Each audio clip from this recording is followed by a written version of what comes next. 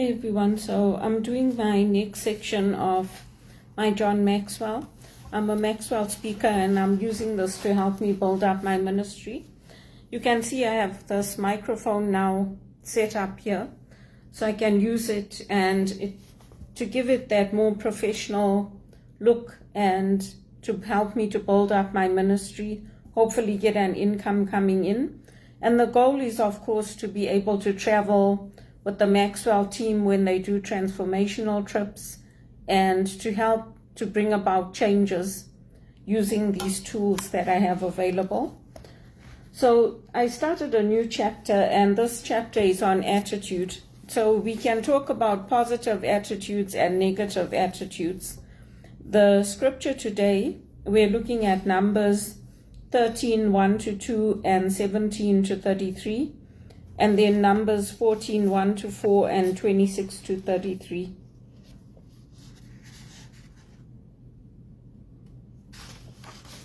So one of the important things that I found when I was reading this is not to do with John Maxwell, but it's about the spies that were sent out by the Jewish people to assess the land, to see what the land was like. And so they go there and he tells them to bring back fruit from this land. And they do that. They cut off a branch with a single cluster of grapes, and they take that back with them at the end of the 40 days when they return from exploring the land. So if you look at what's coming up for Lent, we have Jesus going into the desert, into the wilderness for testing for 40 days. And when he comes out with the fruits of having gone into that period of testing. And grapes are very important in the spiritual sense. They're very symbolic. It's symbolic of the fruit of the land. It's symbolic of the suffering. It's symbolic of a lot of things. So there's an allusion here to Jesus's Lent, going out for 40 days and coming back with the fruit of the land. It says they reported to them and to the whole assembly and showed them the fruit of the land. So some fruits are tangible, other fruits are intangible. So the fruits that Jesus came out with after the testing, they strengthened his faith, they strengthened his belief in turning towards God, not away from him. And they strengthened Jesus for the passion that was coming, which he freely chooses. And it's important for us to remember that. So they go back, they give this report to the people, and Caleb says to them, we should go and take possession of the land, for we can certainly do it. This is the land that was promised to them. And the men say no. They say that we can't attack those people. They are stronger than us. And they spread this report about the land they explored. They told them that the land we explored devours those living in it. All the people we saw there are of great size. We saw the Nephilim, the descendants of Anak, come from the Nephilim. We seem like grasshoppers in their eyes, and we look the same to them. So they basically are asking us to reflect on their attitudes in this. The question is, why did 10 of the 12 spies speak negatively about the land of Canaan? They could have wanted to avoid a war, and when they explored, they saw what was available. They saw how good the land was. But they could have wanted to avoid going into a war and into an invasion. And then based on the scripture, what part of the negative spies' report was factual and what was not? Why do you think they embellished their report? So it's very hard for me to say why they embellished their report and why they didn't want to go there. But I do know that the Nephilim in the Bible were giants, and they were very tall and very strong. So I can't answer these questions where they ask me, why do I think they lied? Why do I think they did this? It could have been out of fear. It could have been out of wanting to protect their own lives, not wanting to go into a war. It could have been any number of things, but we do know that, there are many factors to consider. They went out, they went for a long time, they saw that the land was good, they cut off the fruit, they brought it back with them, and they saw that the people accepted their report, so they believed them. They told them where they lived, how they lived. So they had both good and bad to say about it. And the thing is that once the people believed them and believed that it would not be possible for them to get through this, then it was impossible for Moses, Aaron, and Caleb and Joshua to stop people thinking what they were thinking. It's the same thing as what is happening now in Canada. The Americans are saying that we cannot survive without them, that they are the stronger nation, that they don't need us. But actually, Canada supplies a lot of resources to America. They depend on us for oil, for energy. There's a lot of things they get from us. And people in Canada are turning away from that idea that Canada cannot survive without them. And what is happening is that the Americans are starting to lose jobs because they're imposing tariffs not just on Canada, but on many other nations as well. And so it's interesting to see how they were using their power to say that we are more powerful than you. And if you don't do what we want, this is how we're basically not going to invite you to the party. So that's fine. Don't invite us to the party. But as things go by, things are going to get harder and harder for America. Because people are looking at America as a bully now. The BRICS nations are having many other countries joining them. And many other countries are looking to support each other outside of that. Canada is looking at building stronger ties with Europe. And so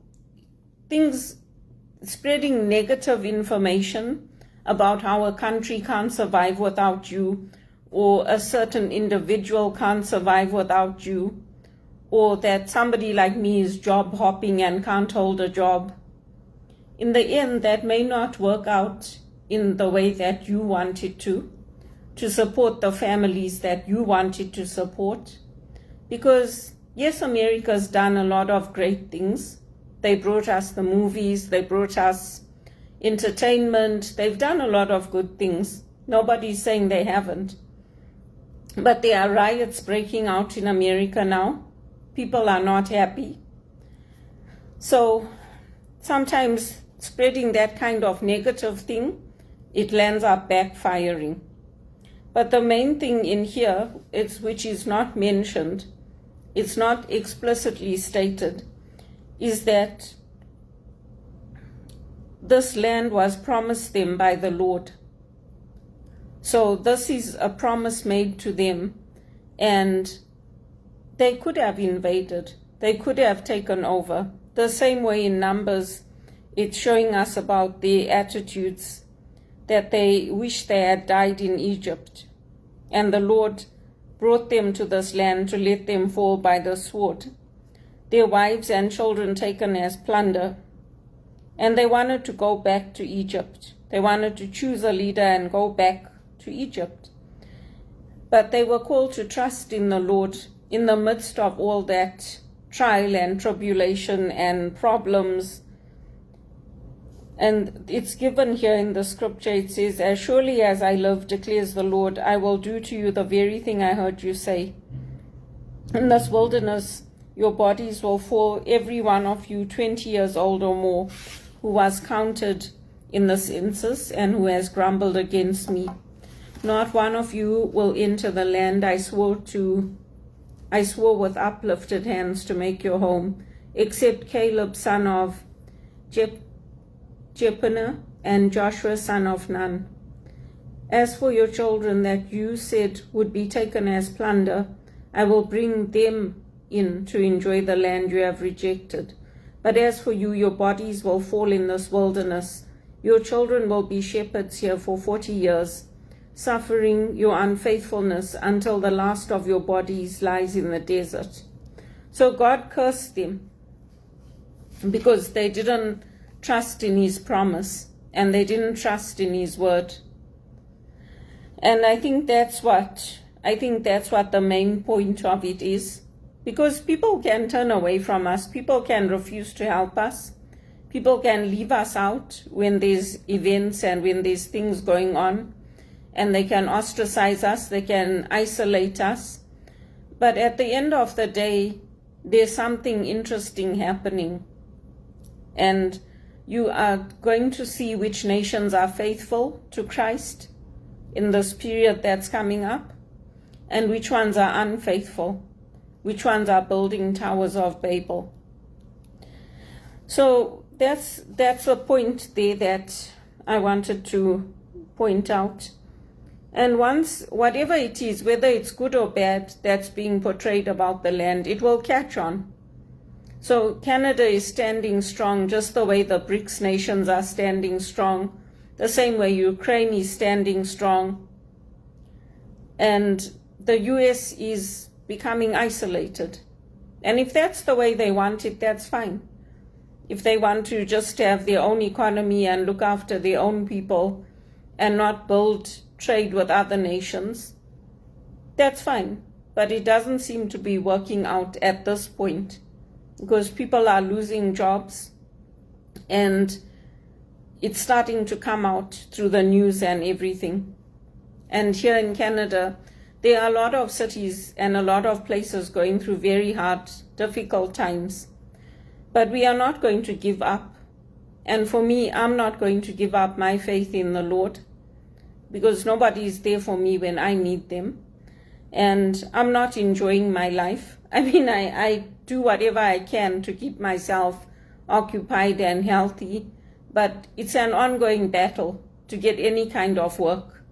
And now I'm in my 50s. It's been a waste of a life, to be honest with you. Because I worked hard, I studied hard, and Canada let me down. Because I was never given those opportunities to earn a good living, to come up financially. I didn't have access to health care and dental, to eye care. So I probably would have gone through the same things if I had stayed in Zimbabwe. It hasn't been any easier for me here. I mean, people there have got generators, they've got backup generators. We've lived through droughts before. We've lived through all those kinds of things before. So it's been a struggle, but I don't give up my faith in the Lord. That's one thing I don't give up. And then the fourth question is, what do you think would have happened if more of the spies had spoken positively about the promised land? What do you think would have turned the tide? So if they had talked more positively about it and how good it was, people would have wanted to go there. I mean, for all of us who have grown up in Africa, it's always sold as the dream, the American dream or the Canadian dream, that it's better over there. Go to America, go to Canada, don't stay in Africa. There's no future for you here. And it's like, well, you know, if that's what your elders are telling you and that's what the community is telling you and that's what even the government send their children overseas, then why would we stay in Africa? We would leave, isn't it? Because that's the message that you're selling us. That, oh, don't stay here. It's not good here. This land is not good. Go overseas, you'll get a job overseas. You'll be able to make it overseas. Things will be better for you financially. Don't come back to Africa. Isn't that what they tell us? And then when we come here, is it any easier? Do we get treated any better? Do we get treated the way that people who are born here get treated? Do we get treated with respect? Do we get welcomed into the community and given the places of honor? Do we get put in charge of the non-profits? We can have the same skills and the same education and be born in Africa, but someone like Bono will choose Ndidi to run his campaign over me. Even I can have been with him for 20 years from the beginning, and he still won't give me an opportunity. So, but my faith is not in Bono. I don't know what he's saying, that we don't want to lose what we have. We never had anything. We never had anything. Bono has never spent any time with me. He's never made time for me. He's never accepted my invitations. So I don't know what he's talking about. I'm just helping them with their one campaign because I have common interests in some of the things they're trying to accomplish. But anyway, that's something for the African diaspora to think about, particularly those of you who are there. I mean, many of you have gone back. You've gone to England, you've gone to Germany and France, you've come to Canada, you've come to America, and you've gone back because you've realized that, you know what, they're just going to keep paying me minimum wage, treating me like I'm stupid, not giving me opportunities to advance, and don't have my community around me. So when you're raising your children and your grandchildren, don't keep giving them that same old broken record message that go to America, go to Canada, go to England. Don't stay here. There's no future for you here. Because now you know. Now you know because you went through it and you came here and you saw how hard it was. So give them a different message. And maybe if you give them a more positive message, maybe things can change for them. Because this is not any easier than it would be in Africa. Plus you have the cold to deal with. You can't grow your own fruit trees and vegetables and all that here because the climate is not conducive to it. You can grow things in the summer and then after that it's over. So it's something to think about when we say positive and negative attitudes. But for us as Christians, the main thing is that we don't grumble against the Lord. We can grumble against people. We can get upset. We can get irritated. We can swear people, shout at people, and, the heat of the moment in our sin. But we don't grumble against the Lord because the Lord is the one that fulfills everything in our life, that allows everything to happen. And for those of us, people like me, who came here, we listened to our parents, we did everything right. We still didn't get the blessings and the rewards. So for some of us, we still keep our faith despite that. It doesn't make it any easier, but at least we know we're going through it with the Lord. People can abandon us, but when we go through that testing, when we go through these challenges of life, it's not to help us with people. It's to strengthen our faith, to make us turn toward God, not away from Him. And that's what's happening now. Because sometimes when bad things happen, people will say, why did God allow this to happen? Why does this keep on happening to me? And why does God allow these corrupt people to keep running the world? I don't know, but I do know that we have to keep our faith and we have to trust in God's promises and we have to keep strengthening our faith. That's what I know. So that's what I did today. And I will use this microphone for my piano now. I'll move it when I go and I play. But yeah, it's an interesting world we're living in, and we're living in interesting times. And if the West doesn't want to invest, in Africa and places like that, the only thing that's going to happen is that places like Egypt, the extreme Muslim countries, they're going to invest in Africa. And then what is happening in Nigeria, this Boko Haram and all these things, what Mahala went through, all those things are going to get worse. So you get tired sometimes I get tired of telling them. I get tired of asking Bono for his time. I get tired of telling him, you need to spend time with us and get to know us. And now I don't even want to spend time with him, because now he's an American citizen. So it's not, when he was Irish and it was the connection with Ireland, that was different. Now he's an American citizen. So I'm not interested.